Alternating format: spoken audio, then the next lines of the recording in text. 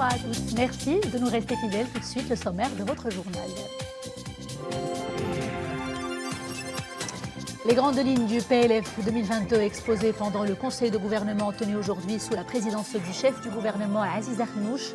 Les chantiers socio-économiques sont titanesques et les défis immenses. Pour les réussir, la CGEM réitère son engagement à travailler main dans la main avec le nouveau gouvernement. Nous en parlerons avec notre invité ce soir, le vice-président général de la CGEM. Les urgences, services vitales et névralgiques de toute structure hospitalière, surtout en temps de crise sanitaire comme celle du Covid-19. En raison de la pandémie justement, les professionnels des urgences ont vécu des journées et des nuits très difficiles. Mieux les outiller à y faire face, c'est l'un des principaux objectifs du Congrès international de la médecine d'urgence dont les travaux se sont achevés aujourd'hui à Rabat. Essaouira retrouve un peu sa dynamique touristique d'avant Covid. Des touristes d'ici et d'ailleurs optent pour la cité des Alizés pour se ressourcer et faire un peu de tourisme culturel et sportif, de quoi redoper un secteur qui a sévèrement pâti des effets du Covid-19. Bonsoir, le peuple marocain célèbre aujourd'hui le 46e anniversaire de l'annonce par feu Sa Majesté Hassan II de la glorieuse Marche verte, une étape phare dans le processus du parachèvement de l'intégrité territoriale du royaume. L'appel de feu Sa Majesté Hassan II le 16 octobre 1975 est intervenu juste après la confirmation de la Cour internationale de justice de La Haye de l'existence des liens juridiques et l'allégeance entre les sultans du Maroc et les tribus sahraouis. Dans son avis datant du 16 octobre, la Cour de justice a jugé que le Sahara n'a jamais été une terre sans maître et qu'il y avait des liens juridiques d'allégeance entre ce territoire et le royaume du Maroc. Armés de leur foi en Dieu et en la justesse de leur cause, 350 000 participants avaient répondu à cet appel, dont 10% de femmes, en brandissant le Saint-Coran et le drapeau national. Inscrite en lettres d'or dans l'histoire du Maroc, la Marche verte a permis de la plus belle des manières la libération du Sahara marocain et le parachèvement de l'intégrité territoriale du royaume. Les mesures préparatoires relatives à l'élaboration du projet de loi de finances 2022 exposées pendant le conseil de gouvernement tenu ce matin sous la présidence du chef du gouvernement Aziz Akhannouch. Le PLF 2022 se prépare alors que les défis que la nouvelle équipe gouvernementale doit relever sont immenses, des défis principalement socio-économiques. Il est question d'inscrire notre économie dans une dynamique de croissance pérenne et de saisir les opportunités de la période de post-Covid-19. L'exposé sur les mesures préparatoires relatives au PLF 2022 a été présenté par la ministre de l'Économie et des Finances, Nadia Fattah Alaoui.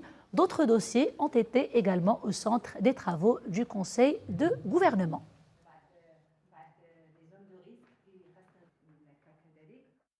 Et au moment où se précisent les contours du PLF 2022, la Confédération générale des entreprises du Maroc réitère sa mobilisation et son engagement à travailler main dans la main avec le nouveau gouvernement pour booster la compétitivité des entreprises marocaines, relever les défis qui s'imposent et qui sont énormes et répondre aux attentes des Marocains. Nous sommes justement en direct avec le vice-président général de la CGEM, Monsieur Mehdi Taizi. Bonsoir. Nous le disions, le processus de finalisation du PLF 2022 a déjà démarré. Ces grandes lignes sont déjà préconisées dans le programme gouvernemental. Alors comment le patronat participera-t-il à mettre en œuvre en fait ces chantiers économiques et sociaux? Autrement dit, quel rôle vont jouer les entreprises marocaines dans cette dynamique générale de croissance?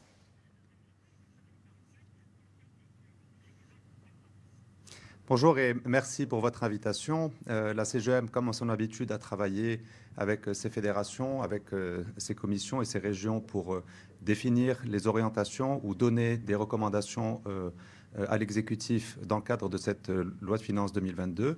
Nous avons émis un certain nombre de recommandations. Les mesures principales sont une recommandation de baisse et de convergence de l'IS vers les taux qui sont maintenant communément admis à travers le monde. Pourquoi? Parce qu'il est important que le Maroc reste compétitif dans un environnement mondial où il est en concurrence avec d'autres pays. Nous avons également des mesures qui visent à soulager la trésorerie des entreprises par la consécration de la neutralité de la TVA ou des mesures qui visent par exemple à accélérer la transition vers l'énergie verte. Toutes ces mesures de la CGEM sont faites dans un cadre de responsabilité, parce que nous sommes conscients que l'État a joué un rôle exceptionnel pendant cette pandémie, en accompagnant sur les vaccins, sur des indemnités aux citoyens, sur les dépistages. Et donc notre position n'est pas de demander une baisse pour baisser, mais c'est vraiment dans l'intérêt général de notre économie qui doit rester compétitive pour qu'on puisse continuer sur notre lancée dans le souci de préserver les emplois, de préserver les entreprises et pour le bien de notre pays. Très bien. Monsieur Tesi, hier, vous avez présenté à la CGM toujours le livre blanc du patronat. Ça s'appelle « Vers une croissance économique soutenable, responsable et durable ». C'est en fait une compilation de plus de 30 articles qui sont construits de façon structurée et argumentée en deux parties. D'abord, celle concernant les leviers de transformation et puis un autre volet qui reste relatif aux secteurs qui sont en mouvement. Alors nous reviendrons à vous, Monsieur Tesi, dans quelques instants, le temps d'écouter ces précisions du président de la CGM, Chakib Blelej. On l'écoute.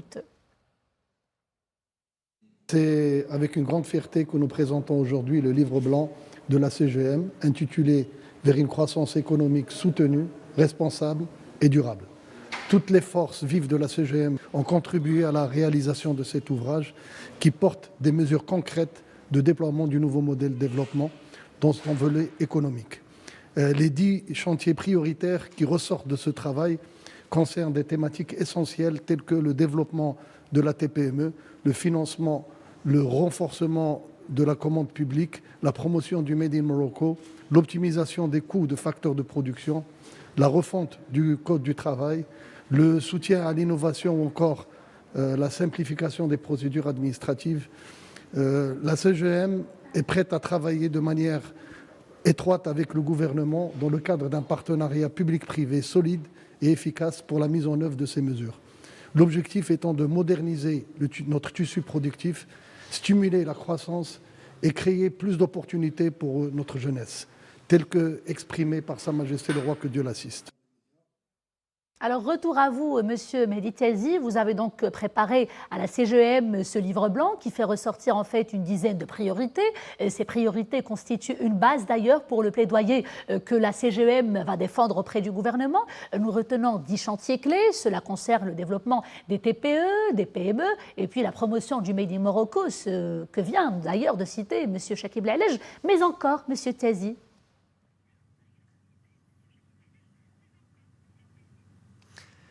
D'abord, la genèse de ce livre blanc, nous sommes partis du rapport du nouveau modèle de développement et nous nous sommes demandé comment est-ce que la CGM pouvait apporter sa pierre et l'édifice dans ce chantier royal.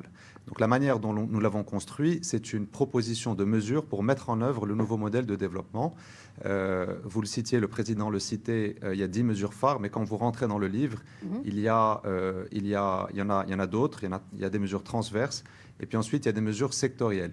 Dans les grandes mesures transverses, il y a 5 grandes catégories de mesures. La première, c'est des mesures qui visent à réorienter l'investissement vers les secteurs productifs et des secteurs prioritaires pour notre pays. C'est là qu'on va retrouver des mesures comme notre position sur la commande publique ou par exemple sur la préférence nationale. Il y a un deuxième paquet de mesures qui est lié à la nécessité d'avoir un choc de compétitivité pour notre économie et nos industries. Et là, on va trouver des mesures comme par exemple comment mettre en œuvre les mesures liées à la baisse du coût de l'énergie ou à la transition énergétique, ou par exemple la logistique se retrouve dans ce paquet-là. Il y a une troisième mesure qui est liée paquet de mesures qui est lié au capital humain. Et là, les deux principales, c'est comment rendre efficaces les mécanismes existants sur la formation professionnelle, et nous avons des choses à faire là-dessus, ou par exemple la position de la CGM par rapport au rôle de la femme dans notre économie. Enfin, il y a un quatrième paquet de mesures qui est des mesures qui visent à simplifier l'initiative d'entreprendre. Et là, pour prendre un exemple, nous préconisons que 80% des autorisations administratives soient supprimées et remplacées par des cahiers des charges pour une plus grande fluidité entre les entreprises, les citoyens et l'État.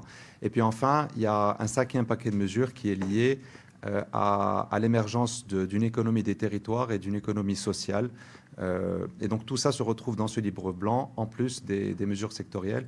Donc vraiment, c'est C'est un livre qui a été fait avec beaucoup de précision, avec beaucoup de concertation avec les régions, avec les fédérations, avec le groupe parlementaire, avec les commissions. Et ça représente vraiment l'essence de ce que le secteur privé marocain souhaite pour les grandes et les petites entreprises. Qui est certainement intéressant et efficace pour relever les défis de l'étape. Monsieur Mehdi Taizi, merci beaucoup de cet éclairage. Je rappelle que vous êtes le vice-président général de la CGEM. La campagne vaccinale anti-Covid-19 se poursuit. Un total de plus de 640 000 personnes ont reçu la troisième dose au 12e jour du lancement de l'opération. Le nombre des primo-vaccinés s'approche de la barre des 23,5 millions, alors que celui des personnes ayant reçu la deuxième dose avoisine les 21,5 millions. Et concernant les principaux indicateurs, eh bien, l'amélioration est toujours aussi nette, fort heureusement, et surtout en termes de nouveaux décès et de nouveaux cas. Durant ces dernières 24 heures, on dénombre 417 nouveaux cas et on déplore 4 nouveaux décès. Deuxième et dernier jour des travaux du Congrès international de la médecine d'urgence qui s'est tenu à Rabat. Urgence de tous et pour tous, c'est le slogan qui a été retenu pour cette 5e édition. Une édition qui se tient dans un contexte sanitaire toujours marqué par la pandémie du Covid-19. Le point tout de suite en compagnie de Yassine Mazi et Oumé Marabli. Il est le noyau de tout hôpital, son service névralgique, les urgences. Un service que le Covid a mis sous pression, mais il a surtout mis en exergue toutes ses failles. Et pour se préparer à d'éventuelles crises, la 5e édition du Congrès international de la médecine d'urgence consacre une bonne partie de son programme à cette problématique.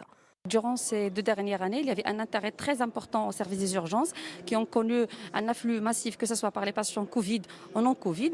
C'est pour ça que durant notre congrès, on essaye toujours d'insister pour former les praticiens des urgences pour bien prendre en charge nos malades et bien sûr améliorer ce service qui est vital pour la prise en charge de tous nos citoyens marocains. Et pour une meilleure prise en charge, plus rapide et plus efficace, une séance de simulation a été organisée au sein même du colloque. Une première. Cette année était caractérisée par la création d'un espace de simulation, SimSpace, où on a travaillé durant ces 2 jours des ateliers pratiques de simulation. C'est quoi la simulation? C'est un outil pédagogique qui consiste à mettre l'apprenant, c'est-à-dire le médecin ou bien l'infirmier, dans des situations proches de la réalité. On a été confronté à un cas clinique qui était assez complexe. On a pu utiliser donc, les compétences qu'on a apprises hier donc, pendant la conférence du Dr Lichtenstein à propos des blue points de l'échographie pulmonaire. Donc on a pu mettre en pratique ce qu'on a appris. Une 5e édition qui s'achève aujourd'hui après 2 jours de débat. Y ont participé d'éminents scientifiques et des experts de la médecine d'urgence au plan national et international.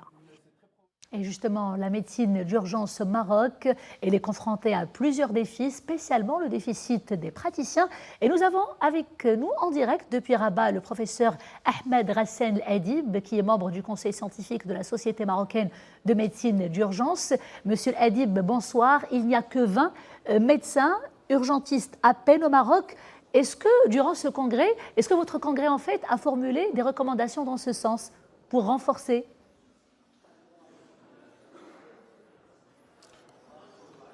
Forcément. Au fait, il y a 20 médecins spécialistes en médecine d'urgence, mais il y a beaucoup d'acteurs des urgences, que ce soit des médecins ou des infirmiers, même d'autres spécialités, mais qui n'ont pas la vocation principale qui est la médecine d'urgence, alors qu'on a besoin de médecins spécialistes, particulièrement dans le domaine préhospitalier et dans l'organisation de la filière et d'une meilleure prise en charge des patients aux urgences. Comme vous le savez, il y a des contraintes importantes au niveau des urgences, de par le flux, de par l'inexistence d'un parcours coordonné de soins et de par, bien entendu, que ça fait que c'est la vitrine de notre système de santé. Et quelles sont les autres principales recommandations que vous avez peut-être émises toujours pendant ce congrès dont les travaux viennent de s'achever à Rabat ?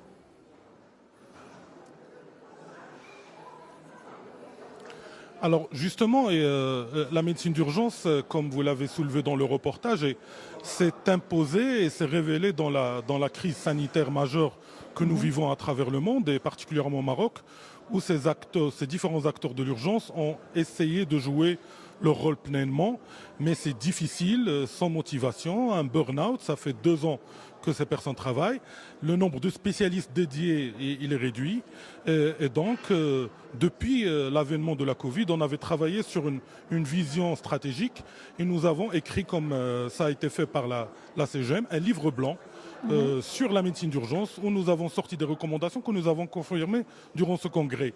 La première des choses, c'est qu'il faut faire de la formation initiale pour tous aux urgences, de la formation de citoyens. Et aujourd'hui, c'est la journée mondiale de la réanimation cardio-pulmonaire, que tout citoyen peut être secouriste, que par rapport à la médecine d'urgence, il faut qu'il y ait de la motivation pour recruter des médecins spécialistes, notamment par la diminution de la durée des études pour avoir la spécialité, notamment par une meilleure motivation, et puis recruter davantage de spécialistes, notamment à travers des médecins qui exercent déjà depuis plusieurs années dans les services des urgences, qu'on peut, à travers un cahier de charge, les qualifier en spécialistes, et comme ça, on devrait faire évoluer d'abord la médecine préhospitalière, à travers les SAMU en collaboratif avec les différents secteurs tels que la protection civile et les militaires, et puis les services des urgences pour les mettre à niveau, pour pouvoir offrir les meilleurs soins et de sécurité pour nos patients. Très bien, professeur Ahmed Rassel Adib, merci beaucoup pour toutes ces précisions. Et à l'issue des travaux de ce 5e congrès international, justement, sachez que plusieurs prix ont été remis. D'abord, le prix de la meilleure communication orale qui a été attribué à Younes Boudina du service des urgences du CHU de Rabat pour son travail sur l'impact du pharmacien clinicien sur l'usage des anti-infectieux. Abdelrahman Ghalet du service réanimation CHU de Oujda et qui s'est vu décerner le 2e prix pour son travail concernant les patients atteints de la forme sévère du Covid et le 3e prix qui a été décerné à Karim Derbel du service des urgences médicales hospitalières CHU de Rabat pour son travail qui se rapporte au feedback sur l'observance de l'hygiène des mains. Signature hier à Jrada d'une convention de partenariat visant le soutien de la structuration du secteur d'exploitation des puits de charbon dans la province. 2 camions acquis pour un montant d'1,7 million de dirhams et des équipements de sécurité d'une valeur de 750 000 dirhams ont été remis à une société créée pour couronner le processus de structuration justement de ce secteur. Ces actions s'inscrivent dans le cadre de la mise en œuvre des engagements tenus pour interagir positivement avec les revendications de la population locale, notamment en matière de promotion de la situation économique et sociale des exploitants des puits de charbon de Jrada. Le tourisme reprend des couleurs dans la ville d'Essaouira. La cité des Alizés connaît l'affluence de visiteurs étrangers et nationaux, à côté des nationaux toujours, et ces dernières semaines surtout. Et pour conserver cet attrait, les professionnels du secteur et les autorités locales travaillent main dans la main pour tracer une feuille de route efficace pour une relance prospère. Abdelghani Tahraoui et Mérim El-Missi pour le commentaire. Ces vents alysiens incitent à une bonne partie de surf. Pour les plus réfractaires, une randonnée à cheval ou à dos de dromadaire sur ces sables cannelle. La plage d'Essaouira, c'est farniente pour les grands comme pour les petits. Au centre de la ville, on fait le tour des remparts sous un soleil radieux d'octobre. Un bonheur pour ces vacanciers venus de France. Je viens de France et on est en vacances entre copines Essaouira pour 3 jours. Donc c'était super sympa, on a profité de la plage, des dromadaires, on a visité la Médina. La ville est belle, c'est super joli les couleurs. L'accueil au top, les Marocains vous êtes au top. Je vais revenir c'est sûr. Optimistes, les professionnels du tourisme entrevoient les prémices de la relance. Mais c'est encore loin de rattraper la piètre performance de 18 mois de pandémie. Après cette pandémie, on commence à prévoir une feuille de route pour démarrer à nouveau la nouvelle saison touristique qui va commencer, qui est en train de démarrer doucement.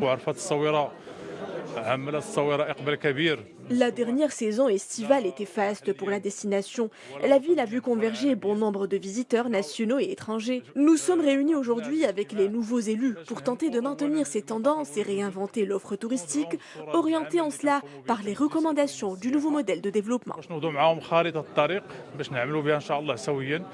Une relance qui semble déjà bien partie grâce à la reprise du tourisme événementiel. Début de ce mois, la perle de l'Atlantique a abrité la 30e édition du rallye Aïcha des Gazelles. De quoi conforter le redressement de ce secteur vital pour l'économie locale. Et c'est la fin de ce journal. Merci d'avoir été des nôtres. Je vous dis à demain, toujours avec grand plaisir. D'ici là, portez-vous bien.